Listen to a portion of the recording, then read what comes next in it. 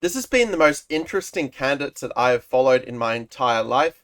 And let me tell you, round 12 did not disappoint, where we had no less than three decisive games. And as with tradition, we're going to start with the one game that ended in a draw here, featuring the tournament leader Jan Nepomniachtchi against Prague. So we had an exchange variation of the French. Kind of interesting to see in this tournament the players haven't been going for the main lines of knight c3 and knight d2 so much, but just wanting to play a symmetrical position and try to make something of the extra tempo. Now, later on in this video, we're actually going to see a game which sort of moved bishop to d6, but in this game, Prague plays the move order with knight to c6, which is basically aimed against the move c4 by white.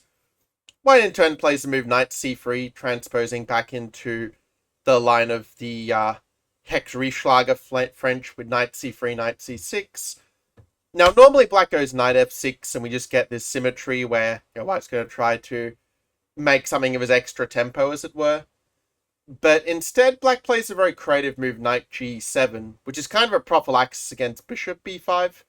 Because now a6, and you can just take back on c6 with the knight, rather than having the doubled pawns. By the way, if you are enjoying this recap and some of the other recaps from before, do make sure to like this video and also to consider subscribing.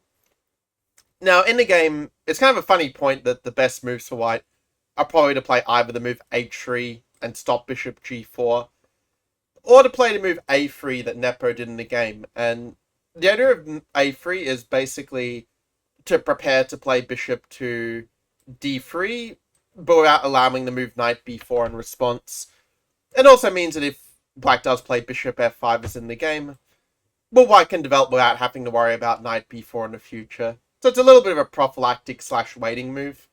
Definitely, even though it's, its symmetrical structure, the differing placement of the knights definitely makes things quite interesting. And after bishop e2, you could play a move like h6 here, just making sure you have a retreat for the bishop. If knight h4, also maybe in some positions you go for a pawn storm with g5 if white were to castle short. Black played the move knight g6 in the game, which, white could just play like queen d2, and, both sides could castle long, and you just have some, some normal position like this, let's say, like f6 castles, and not a whole lot happening, but probably white has a very small edge just because of the slightly offside knight on g6. But in the game, white played a move h4, trying to create some chances against the knight. Black stopped this with h5, and it sort of became apparent that black is basically just doing fine. With bishop g4, black has a very good grip over the light squares, and is fairly happy to provoke a move like f3, because then the bishop is neither a little bit stuck here, and you don't really want to play g4 and just weaken your h4 pawn as such. Game continued knight b3, bishop e7, and like the overall trend of this game from a certain point was that black was kind of the one who was sort of pressing actually later on. Maybe it's the case that white should have entertained like going for this structure and trying to argue that g4 is a weakness, but it's, maybe a little bit of a nebulous argument. Like, I do feel like black is probably doing okay in this position as well, like knight f8, knight e6, and things are likely to simplify one way or the other. So g3 was white's attempt to keep a little more play in the position, but one thing you kind of notice with a position like this is how it's equal, but black's bishop is a little bit more active than white's, with white's being stuck behind the pawns. To compensate this, white went knight a4, trying to create some play on the queen side. Black defended, I think, fairly well with knight f5, knight f8, so that if white does go knight c5, well, you can just play like knight d7 and just trade off the knight in that way as such. Or if you want to unbalance the position a bit to have some winning chances, you could also play this bishop versus knight position, as it were. But in the game, white just played rook d3, trying to build up a little bit more steadily, as it were. I really like black's next move of queen g4, just offering a trade of queens. Again, f3 is not really on the cards for white here. White goes queen to d2. Maybe not the best square for the queen, because after b6, this knight does feel very sort of outside in this position. In any case, the game continued knight c3, rerouting the knight, queen to e2, trading off the queens as such. Really weird, I wasn't sneezing at all, and then science recorded video, I'm sneezing a ton, but okay. from this position, we can see from here that, black is the one who is pressing. White structure is a little bit less flexible. His pawn's on the same color complex as the bishop. Taking an actual winning chance is another thing, but it's definitely clear that only black can really win from such a position. Bishop f4 is a nice move, just trading off the bad bishop one way or the other. We had knight f5, c3, take. Not a whole lot really happening, but for one thing is that the knight on b3 is a bit out of play, dominated by distance 4 pawn on b6. So white brings it back in the game with knight d2, rook d8, taking the open file. And yeah, black's still got a little bit of pressure here to work with, but white is also very solid at the same time. White just goes rook f3, go take, king to e8. I note, by the way, you don't want to play to move rook e3 in this position, because the endgame is actually going to be winning for black, with, black's having a much more active king and access to e4. So you don't want to do that. You want to play king d1 as Nepo played. King c6. Maybe the best winning chance is to go c6 and prepare b5 in this way to unbalance the structure, but in a game, black side to support it with the king, and after b5, if white does nothing, black can play moves like a4, f5, and just try to shut out the white pieces as such, just going for a very light squared sort of strategy. To combat this, white immediately sought some counterplay. You could also play b3 and just sit on the position, but white took the active route with g4, accepting some slight weaknesses in the pawn structure, but these are very much made up for by white's pieces now being a lot more active. And yeah, not too much really happened for the rest of the game. Like, we had some small attempts being made, but nothing that really broke the equilibrium as such. White's just going to keep the pressure so the rook can't invade so easily. f5, rook g2, f4, king d3, covering some of the invasion points. Knight e4, take. And a rook ending is just going to be a draw. Like, there's not enough material on the board to make something happen. Rook g4 is a nice way to kind of force the issue. e3, take, king d1, e2, and at this point the player is looking for the fastest way to force the draw in a sense, and not waste any energy for the last 2 rounds. And yeah, this is of course just a dead draw with the king blockading the 1 pawn left on the board. And so, based on Philidor position, the draw was just agreed here. So yeah, we can kind of see, like, even with the white pieces, like, Nepo was not really pushing hard to win, just ended up just going for a solid draw, and I think it was Prague who was getting a slight chances there. Which I guess does give, like, some credence to prediction I made last time, but let's not get too carried away. Let's see what happened in this very nice game between Caruana and Vidit first. I wasn't really sure which order to kind of show these games, because they all had their interesting points, but I felt like this one would have the most suspense if I did it in this order. So we have a modern Italian, all very standard mainline, a6, a4, bishop a7. This is all pretty normal by both sides. It is true, and I was playing as a professional, I was normally going for like the h6, a5 systems instead, more of a dark squared approach. But this is like the old mainline. So rook e1, knight g6, and white has a lot of different approaches. You can play d4 and play in the center. You could also grab space with b4, and in the game, Caruana decides to play a5, which is also a positionally very logical move to fix the black pawns on the queen side in place. It's always kind of convenient, and efficient, let's say, when you fix 2 of the opponent's pawns with just 1 of your own. I like the move bishop b3 by white, just making sure that d5 is not going to come with a tempo. Rook e8, d4, and at this point, yeah, there's actually been a couple of master games from here where black just sat on the position with h6, but then white was able to kind of play bishop c2, bring the knight to g3, very much like in a Roy Lopez, and just have a pleasant advantage with the space. So I really like Abasov's move of d5, just playing very directly to liquidate the center, or I should say Vidit's move of d5 to liquidate the center and solve all the problems in that way. So we had take. White exchanges everything, and noteworthy point that, well, I was going to say knight f3, but just rook e4 is going to be good. So yeah, white just played e takes d5, rook e4, take. And the position is, very symmetrical here. I suppose if you play bishop d5, it's not so symmetrical, but, in this case, like, even though, white would be doing very well if the, you can trade off their dark square bishops and the knight gets to d4.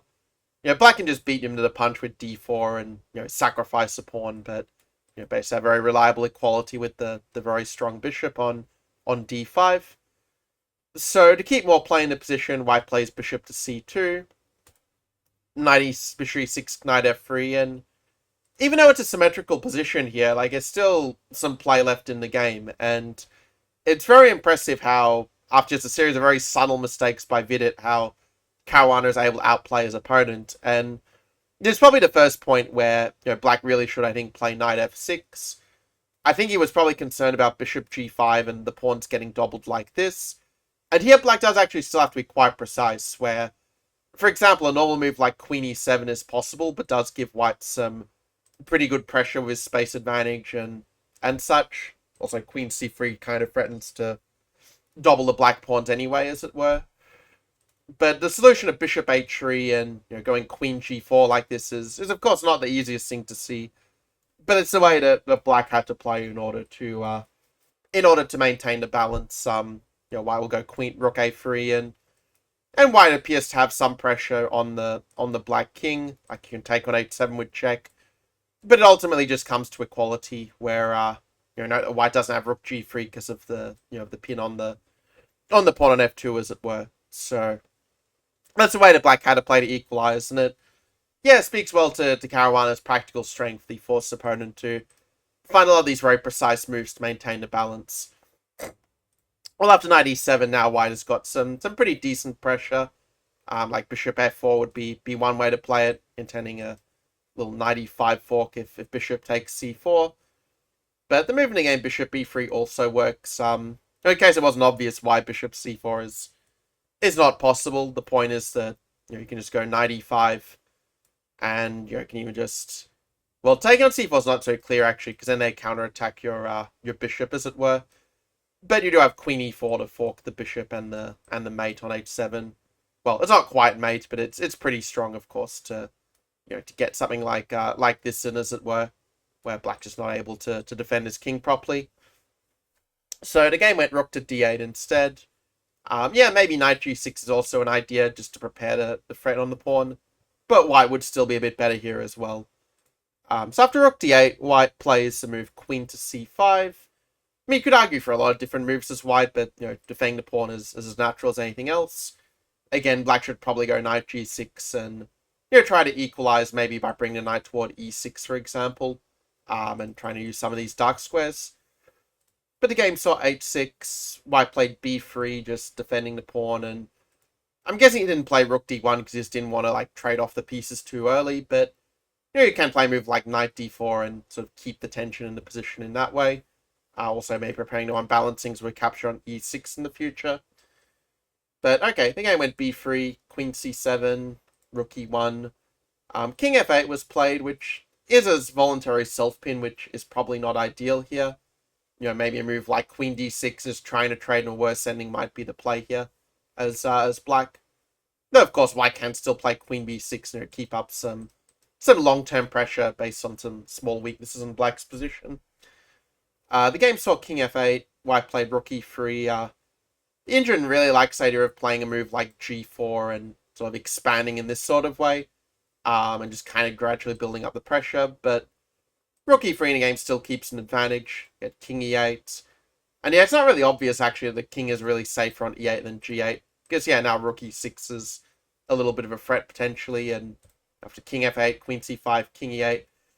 To Caruana's credit, he even found a better move than queen h5 from before. He found this move of g4, just taking space, and it also means in some case you can jump a piece into f5 and really make use of the pin that way.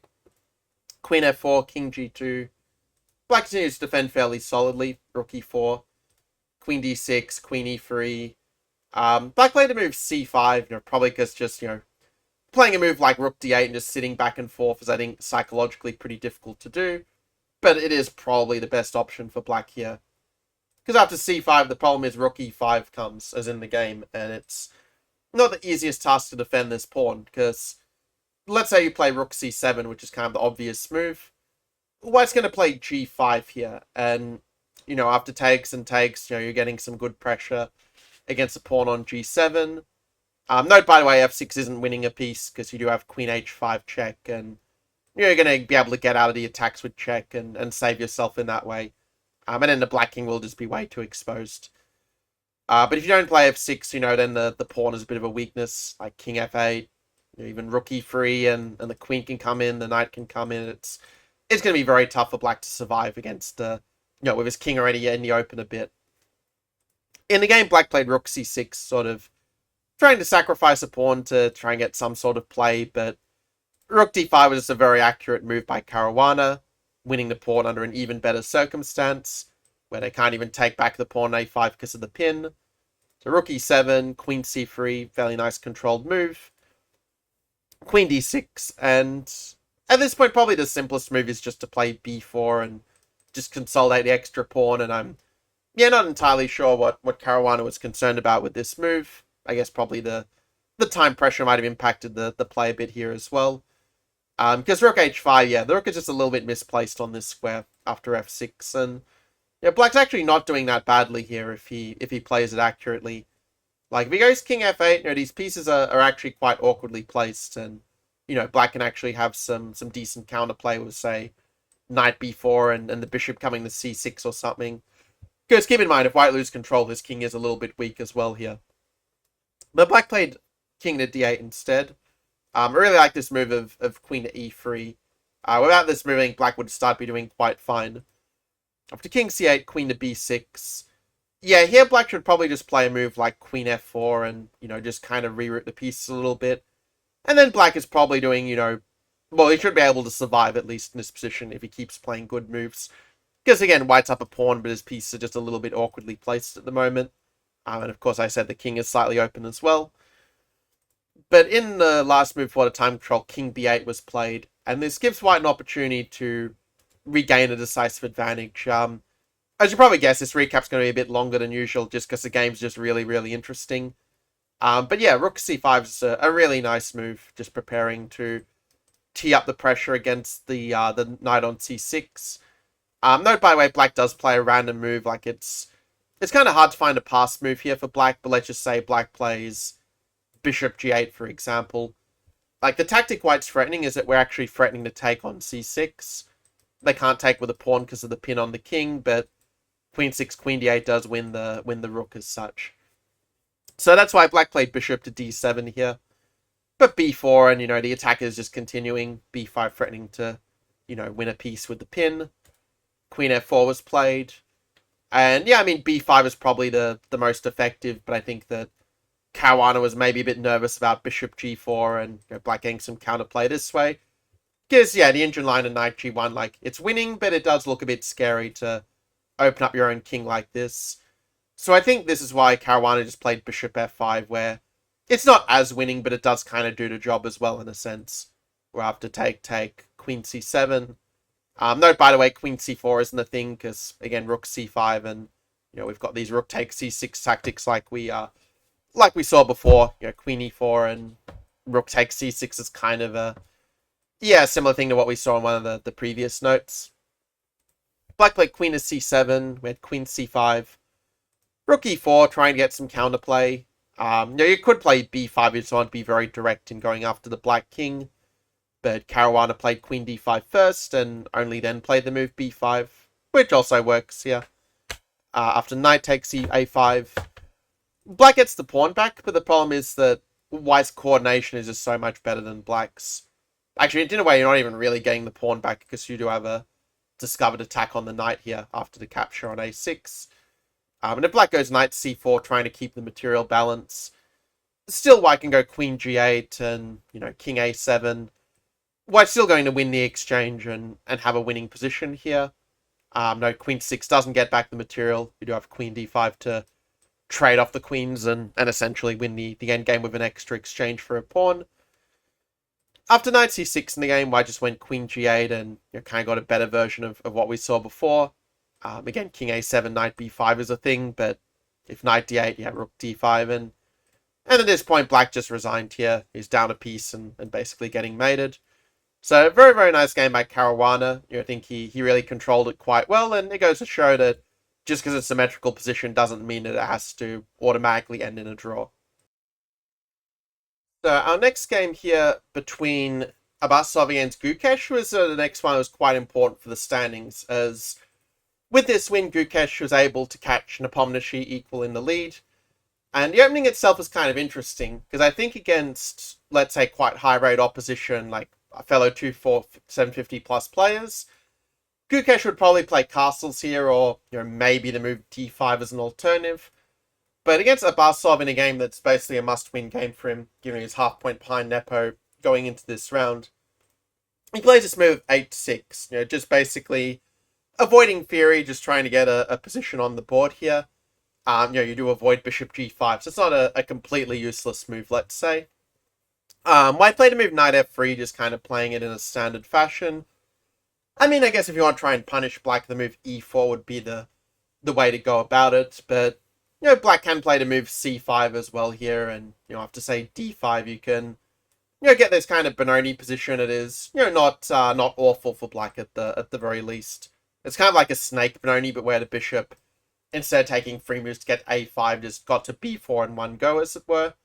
Anyway, it's pretty clear, that Gukesh, it analyzes a lot before the game, and also explored ways to kind of make h6 kind of useful, like playing b6, and making a point you can still play the old school b6 system, but without having to worry about the bishop g5 mainline. So there is a certain logic to black's play, but in the game after knight f3, black played the move c5, and after dc5 and knight a6.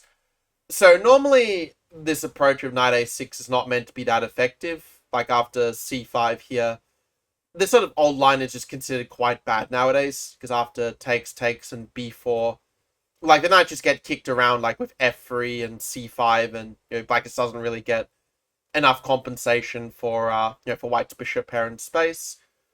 But with the game, we can kind of see the difference that now a3 is not so effective anymore, because after b4 and knight c4, like your knight's almost on an outpost of, in a certain sense. Like, not technically, but like the white has to move the knight before he can play f3. So it's almost as good as if your knight wasn't an outpost, as it were. So that in itself is kind of an interesting point, how knight f3 is not purely a move with advantages. But white handled it well. He played the move g3, knight c5, and for some moves it kind of follows the main line of, because this is basically a major line if black had played castles instead of h6. But having the move h6 thrown in kind of, makes it a little bit different. And at first you might think it's just a worse version for black, but it's not necessarily that simple, because after bishop c5, white would definitely quite like to be able to play a move like bishop g5, which is not really available. But also, even e4 like is kind of interesting to see Gukesh play knight h7, and very computerish approach, of course, but it does mean that when white plays e5, which is actually the move that he played in the game, well, I mean, you've sort of anticipated e5 to some extent, and it's kind of interesting to note, actually, in this position, not really ever going for knight g5, just ends up kind of just weakening your position for no real reason, but still there is a certain kind of weird logic to black's play, where you're sort of able to kind of play it like a Taimanov, where you sort of play around the pawn on e5, and just kind of wait for the right moment to challenge your center later. So it's something that in the pre-computer era, people just think that black was just lost here, but it actually turns out to be quite a reasonable way to play, and that for a must-win game, Gukesh has kind of managed to create this unbalanced position with quite decent winning chances. And I mean, look at the clock times as well. Like white's already spent 40 minutes, or actually even nearly 50 minutes to kind of get to this point, while Gukesh just played all the moves nearly instantly at that stage. So the practical advantage of surprise weapon can't really be understated in a way. Now white could also play a move like queen e2 and just develop more classically, but the problem that white kind of faces here is that he just doesn't really have a great target. Like, the d7 pawn is backward, but how are you actually going to take advantage of it? Black just defends everything really well, and it's very hard for white to actually make progress in this instance. So, very, very interesting position. Like, if I was showing it to a private student, I'd probably recommend this position as one to play out in your own time against a training partner, but let's see how the game played out with h4. Queen c7 is a nice move, just hitting the pawn on e5. where if white does play a move like bishop f4, which looks natural, well then black can sort of hit with like takes on e4, and now the move g5 is actually a little bit annoying here, where black is sort of able to kind of weaken the defense of this pawn, and it's surprisingly awkward for white actually to play this position. Like if bishop d2, you can even go f5, and if they take on pawn, queen g3. It looks very computerish, but somehow it actually just works for black here. Like if queen g6 is played, then yeah, you can kind of just circle around with the king so your rook's defended, and you're still threatening mate and such. Yeah, very, very interesting ideas. But it's not what happened in the game. White played a better move of rook to d1, realizing it was still not threatening to take on e5, of course, because of the bishop f4 skewer. So black switches to a more solid approach of bishop takes e4. If white plays bishop takes e4 to hit the knight, we actually have a very cool idea of f5 in response. Again, with the idea that you don't really mind ef6 queen g3, as it were. And that extra space does prove kind of useful to, sort of surround the e5 pawn, like even g5, and weakening the pawn this way is kind of a thing here. Using that pawn also as a potential hook to kind of open up the h-file for a kingside attack. Sort of thing, yeah, if you play Taimanov a lot like I do, this sort of thing is fairly natural, but it might be a little bit surprising to some of the other viewers. Anyway, after queen e4 castles, it turns out that, this position is probably about equal, but again, the imbalance of the bishop versus knight and the weaknesses in white structure do make it a very interesting position where all three results are possible. After rook d2, like, the engine points out the alternative g5, but I think it's kind of very inhuman to weaken your king like this, and I do like Gukesh's move knight f8 a lot better. Just keeping things more solid, try and go for knight g6 to, weaken white on the dark squares. So white stops it with h5, and this is sort of a position where black does have to be a little bit careful, because if you kind of let white get the bishop to d3 and, sort of set up this battery on the king side, well, then you could have a situation a lot like the earlier Firouzja Gukesh game, where this space range just makes it very hard, practically, for black to defend his king in the long term. But Gukesh should learn from this game, and he realized he needs to create counterplay as soon as possible. So he played a very nice move at b5. It's something that a lot of players, I think, don't understand about doubled pawns, is that it's not even the doubled pawns themselves that are often the weakness. It's often more the squares they're kind of left behind by the pawns after they trade off. They're actually the biggest long-term weakness. So white plays rook a to d1, black plays rook db8, and I mean, a lot of black's defense is going to come down to exchanging off some of white's attackers at the right time. Because bishop d3 might look nice, but it's not obvious how to actually continue the attack. You may remember Bent Larsen saying with a knight on f8 there can never be mates. And that kind of applies here. Like, even if white does get the queen at g4, black will just go king h8 and have a very economical defense there. So white goes a4, trying to make something happen on the other side of the board, but that does also open the door for rook b3 as in the game. I think what Abasa was going for is trying to go bishop b5 and attack the d7 pawn this way. But after rook d3, yeah, it sort of feels like, even though black's not like much better by any means yet, it does feel like the momentum is shifting a little bit in black's favor, where it's kind of easier for him to get at white's weaknesses and for white to get at black's weaknesses. White played a move rook f3, and I really like the move that Gukesh played. This was a really nice one here. In a move queen c6, when the opponent's trying to attack your king, trading off the queens is going to be one of the main ways in which you can defend. And this ending just ends up being better for black. White just can't really defend his a4 pawn, so black just ends up a pawn up, basically. And the thing is, like, if you look at the Lichess engine analysis, like, it doesn't even mention white make any real sort of mistakes. It's basically black just outplaying white and explain these almost micro mistakes. That being said, the move rook a2 here is probably not the most precise, where it does seem that black should be a little bit more ambitious and play a move like g5 here, which might look very weird, but the idea is that you are getting some quite nice play with either knight f4 or knight e5. Note, by the way, if they do play bishop c6, that you can actually go rook c4, and even though the material is equal, it's actually kind of awkward for white. Like if bishop h6, knight e5, you're hitting the bishop and the rook, and if white plays rook d8, then suddenly, both the white bishops are under attack at once. But okay, these sort of tactics, are not the easiest to calculate, let's say, in a practical game. Takes, I think, a lot of courage to play something like this. I suppose rook c4 was maybe a practical alternative where you kind of just, defend the pawn on c6 in a little bit more of a natural way. But maybe Gukesh didn't want to allow rook a1 or something like this. Well, the game saw rook a2. White probably should use the rook on the third rank to defend and maybe just hold the position like this. With the bishop pair and the pressure on c6, it only gets at the point where White is going to lose this position, let's say, if he keeps playing well. After rook 1d2, though, it's a little bit of a different story, I guess. Kind of like the idea even of keeping the rooks on the board and just using this rook to kind of support the advance the passed pawn, like even giving back the extra pawn, but just having this passed pawn that really is quite close to queening. But Gukesh played rook d2 instead. We had rook to c8. Yeah, now White's got a bit more activity, so it means that like White should have enough activity to hold, but it's also fairly clear that only Black can really win from this position. Now, sitting around and shuffling isn't really going to lead to much progress, because Black really does need to sort of get the king and the knight into the game if they want a decent shot to win. So to move g5, I think, is a good choice in that respect. Also, keep in mind, White is kind of low on time. Like, once you get to move 40, you'll have a lot more time to think about the position.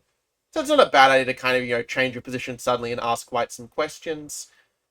Here I'm maybe a tiny bit surprised that, White didn't go for takes. And okay, bishop h6, a4 is maybe what he was concerned about, because the pawn getting a3 would be a bit of a problem. But White could play to move rook a2 first and then take on h6. I think this is going to be a better version where, yeah, the a-pawn looks kind of scary being an outside passed pawn. But even if you push a3, like, the rook is kind of blockading it and the king will get into the game. So it's not like there's any real danger of losing, let's say, from White's point of view. But okay, in time trouble, maybe this looked kind of scary to White and you decide to just keep the position with king g2. You're not fearing an opposite color bishop endgame, as it were, where, Black's extra pawn would perhaps decrease a lot in value. So Black just steadily improves the position. Maybe White should go rook e2, but again, not the easiest decision to play passively when you're low on time. White goes bishop a4 instead. Black played move knight e7, just trying to bring the knight into play, and White's move with c4 is very natural, but probably is, in hindsight, a bit of a mistake here, where it might be best just to let Black play to move knight d5 and sort of make the point that you play rook c2 or bishop d2, and again, you just kind of sit on the position and say, yeah, Black's up a pawn, but we've got the bishops and can kind of, sort of sit on the position a bit. Also, maybe leveraging the fact that Black does have a lot of pawn islands, so it's not like it's the easiest for Black to kind of fully activate his pieces, because, well, the rook is needed to defend the c6 pawn, for example. But c4 was played a subtle but quite significant weakening, I think, where after rook b8, now the c4 pawn is a bit easier to target. We had rook a2. Bishop b4 is a nice move, just trying to get at another weakness this way. Like, just very, very good technique shown by Gukesh for the rest of the game. With rook d8, just taking control. I mean, it almost feels like White has a bit of a space disadvantage if you think about it. Like, White, is sort of taking advantage of the squares that have been left behind by White's pawns. Maybe king g4 or king e4 might have been a better defense, but it's kind of rough for White, whatever he does here. We had the move bishop e3. Trying to stop rook d4, but it does still allow rook d3 anyway. After king e2, rook c3, it's kind of at a point where it's fairly clear this is just winning for Black. Especially after the move knight d5. This shows very good tactical alertness. Players have made the time control, so of course White's not going to fall for bishop c6 and rook e3 and this tactic to win the rook, as it were. But it doesn't really matter because Black's just winning anyway. Take. A4, a very important little trick, again using the fork idea to Black's advantage. White played to move king d3, but by this point the result's not really in doubt. I can even play like a small inaccuracy as Black and you're still going to win here. So king g5, king c4, bishop e1. Showing that White does have some additional weaknesses beyond the past a3 pawn to deal with. Black is just penetrating with the king here. Does a little bit of a back step because you're not really losing anything by doing so. And yeah, if White does play, well, it's kind of hard to find a good move for White, actually. Like, if you move the bishop, say, to e3, I mean, you're letting Black just take the pawn, for instance. If you move the bishop this way, well, you can even play, like, king g4 and they're not able to defend. So, this is to say that White's basically in a state of zugzwang at this point. despite there being a lot of pieces still on the board. And of course, if you move a pawn, you're just letting black take a free pawn. So after king c4, king e4, the king is just decisively invading. Bishop d1 tries to cover it, but a2, the pawn just continues to run. f3, king f5, bishop c2, king g5, bishop b3, and now black just collects on the other side, where white's in no position to stop the h-pawn successful advance. It's going to cost white at least a bishop to stop the pawn. So this is why white just resigned here. It's a very well played game by Gukesh, just really outplaying his opponent, and it's also quite impressive in that, Abasov, even though he hadn't had the best tournament, like he'd been pretty successful for the most part in holding off these top players with the white pieces, so very nice to see Gukesh get it done in this case. Which leaves us with one final game here to go through, which is a game between Nakamura against Furusha. And as you may have figured out if you've been closely following the tournament standings, that basically with this win, it means we actually now have a three-way tie for first place between Nakamura, Gukesh, and Nepo. And I probably should talk a bit about the opening as well before getting into all the, getting into all like the hypotheses or the, what's going to come in the next rounds. We'll get to that a bit later. But yeah, with this, we can sort of see, I guess, why Prague played the move knight c6 against Nepo. Because now with the bishop on d6, c4 is a bit more effective than usual.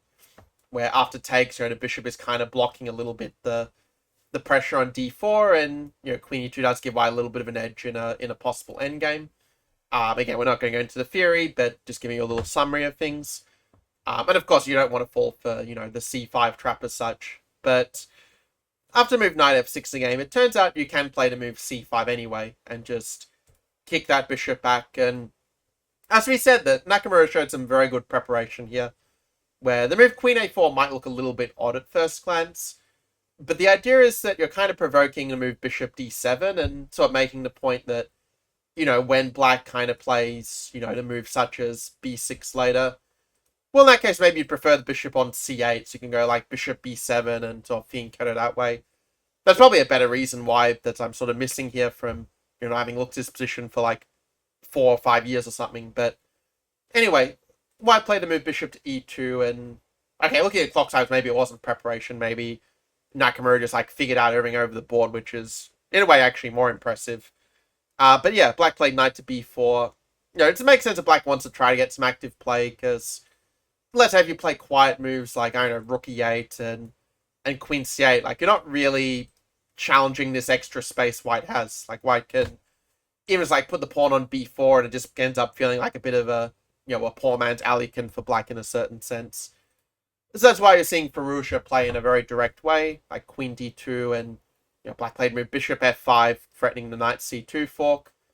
A move like knight e4 could also be considered, but I think that after take and queen b4, it doesn't feel like black is maybe getting the full compensation.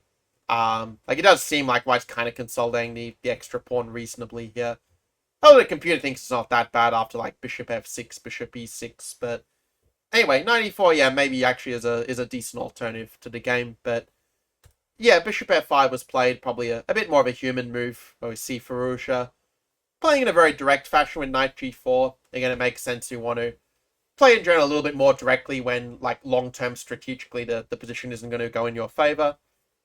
But yeah, the move bishop f4 is very, very interesting here, because the normal approach would just be to play something like castles and, just play like this kind of position, making the point that if black does take twice on c5, then you've got like a3 and their knight ends up being a bit of a problem, like knight c6 and knight d5 or knight a4 is like already winning a piece, as it were. But Nakamura, came up with this very, very nice idea of bishop f4, which at first glance it just looks like a blunder, like you're just blundering a pawn, but it's actually not the case. Because it turns out that even though black's a pawn up, he actually has some tactical problems to deal with like the potential discoveries on the bishop and on the c7 pawn. And not only that, but we also, that theme we saw before of like a3 and the knight running out of squares is also very much a thing here.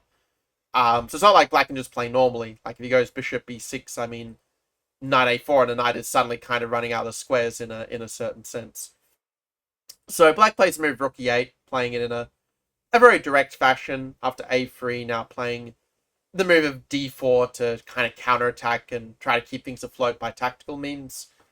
For example, like after takes and takes, it's kind of worth noting here why I would probably have to settle for like bc3 and a small edge in this way, because bc5 cv2 does give black a very menacing pass pawn that is going to become a queen as such.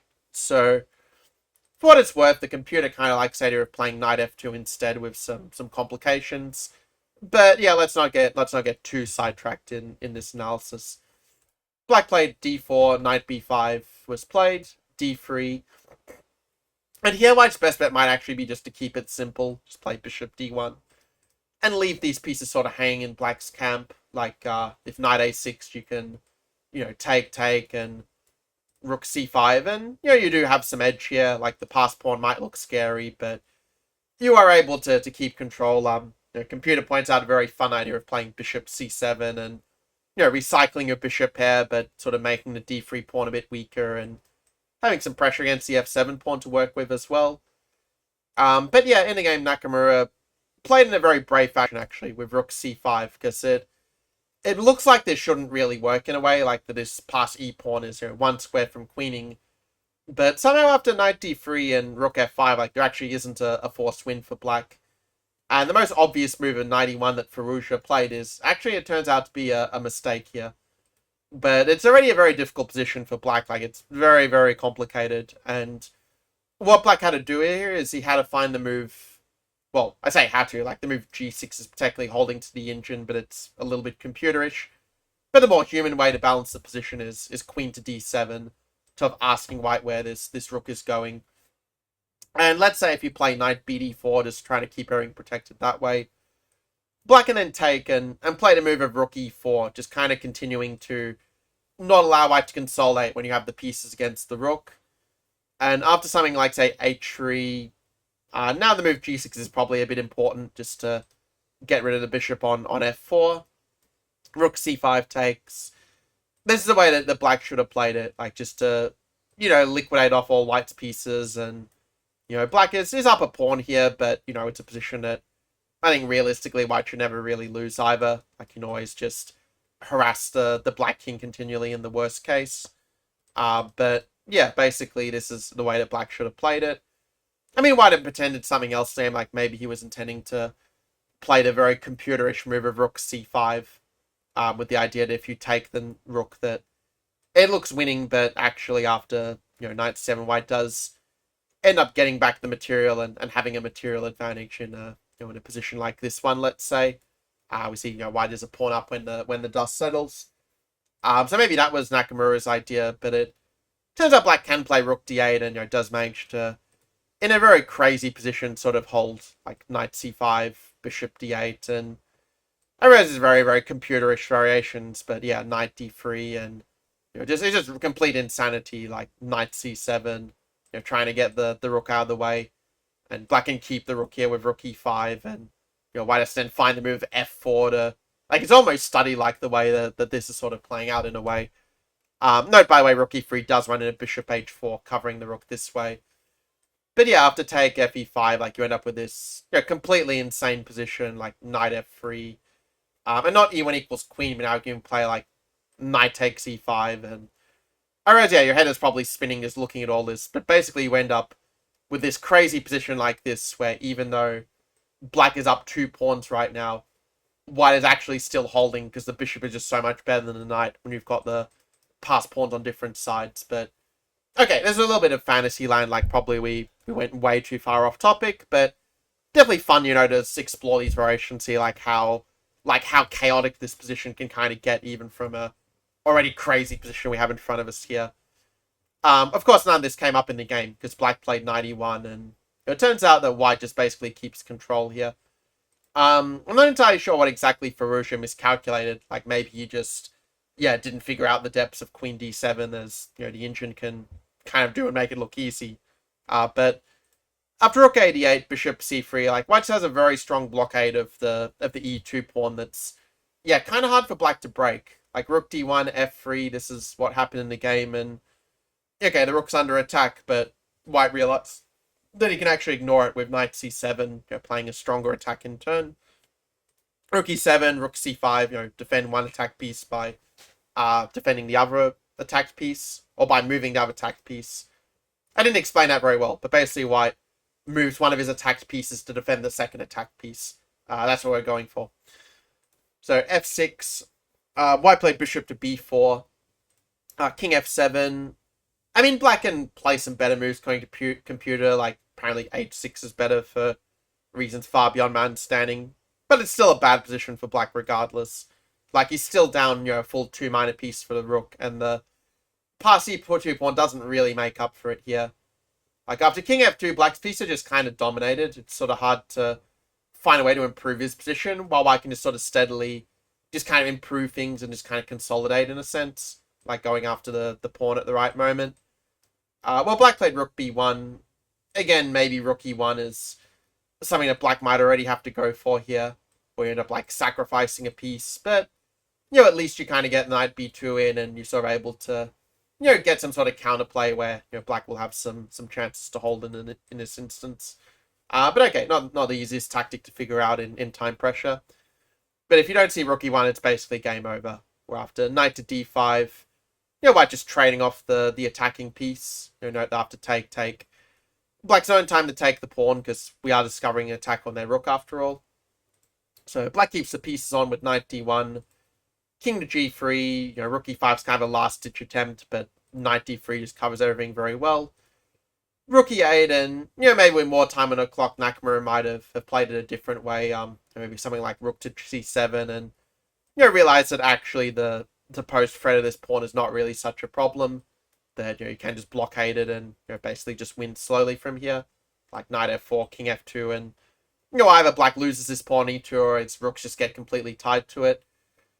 Instead, white played bishop e1 immediately, which does give black a little bit of a reprieve potentially. After rook b5, maybe what white missed is that this move rook d1 is now possible, which does actually keep black afloat one way or the other. After rook b2, rook d3, rook b7, king f8. White's still the one pressing here, but it's not so simple anymore. Where the machine kind of likes playing the move knight c7, which really doesn't look the most human to to self-pin your knight, let's say. But apparently you can get away with this and have some sort of advantage. Probably because you have knight b5 to sort of break the pin, as it were, or rook d7, you can break it with a rook a8 check as such. But white played a move knight f4, kind of caring a little bit less about the material, and playing a bit more for the initiative, which ended up actually working in the game, because after a5, rook a7, rook a4, and g3, something I kind of didn't mention in previous recaps, but like one of the dramas that kind of came about like in round 10 was where basically Alareza's father was kind of like removed from the playing hall, basically, by the arbiters, the team, and so forth.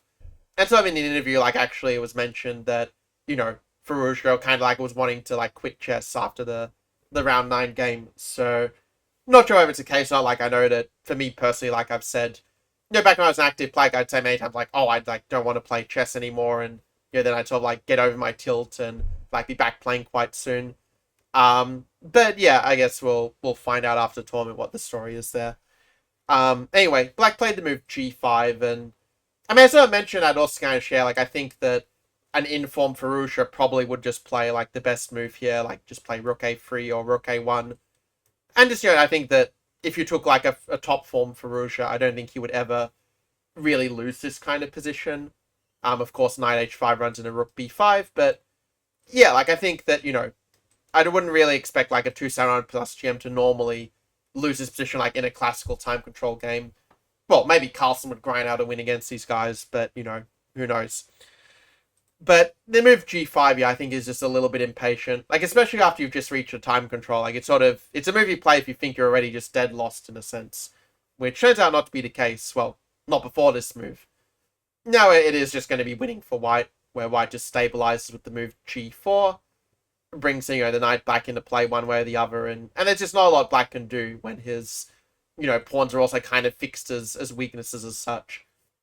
The game ended rook a2, rook a8 check, king f7, bring the knight in with a tempo, knight c4, kind of nice little geometry with the fork, rook b5, rook a5, and And that is ending just a clear win, because, yeah, white is going to pick up the pawn one way or the other, like bishop d2, king takes e2, and yeah, there's nothing really to play for after that.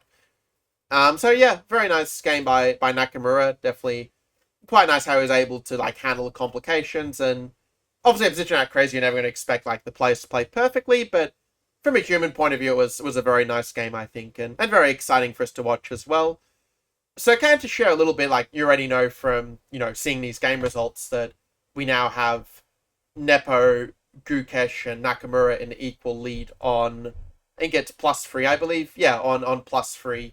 So over 12 rounds, that's like 7.5 out of 12, I believe. And you have like Caruana, who's like half point behind on 7. Now it was a bit of a time back actually since I checked what the pairings were, but I remember that Gukesh, I believe, I believe he's playing Fallujah. I think he's white against Fallujah in the next round, and then he's black against Nakamura in the last round. And I remember that I think Nepo, he has to be playing like white against Nakamura in round 13, and then he has black against Caruana in round 14. So what that sort of means is basically Nakamura kind of has the fate of the tournament in his hands, where like if he, beats Nepo and Gukesh, like he wins first place no matter what. But let's say if he lost to one of these two players, well, whoever he lost to, whether it be Nepo or Gukesh, would probably end up winning the tournament, most likely as such. So it's very, very interesting situation in that respect. And something I also kind of learned, before doing this recap, is that if there is a tie for first place, they're going to do a rapid playoff to determine who ends up winning the candidates. And if Nakamura is in that tie, I would expect him to be the favorite because, well, frankly, he's just the second best rapid player in the world after Magnus Carlsen. The results back it up. So yeah, it'll be interesting to see how it plays out. But my feeling is that, these last 2 rounds of chess, I think that these rounds could very well end up being like the best chess rounds, like not just of any candidates, but they could well be the best chess rounds in all of history. So if you are, let's say, like not in a really awkward time zone to watch the games, like say Vietnam or Sydney, then yeah, you might want to catch it live because it's definitely something you're going to be able to tell your grandkids. That much is clear. Anyway, with that hype aside, yeah, let me know in the comments below, like what was your favorite move or your favorite game from this round, and I'm also curious to know, like, who do you think is going to win at this point? Because it's definitely very much up in the air, and like, I think you guys know by now, like, I'm kind of hoping for like Gukesh to sort of win, like just because it'd be cool to see Youngard win. It'd also be fairly sad, I think, to see like a Nakamura win. Like, it's not like I have anything against Nepomniachtchi, it's just that he's already kind of won it twice in a row, so sort of more fun, I think, to like see some other people also winning it sometimes in a sense. But yeah, we'll see how it plays out, and yeah, we'll be back for round 13 on, well, actually it'll be in 2 days' time because it's a rest day next day, but yeah, until then, take care.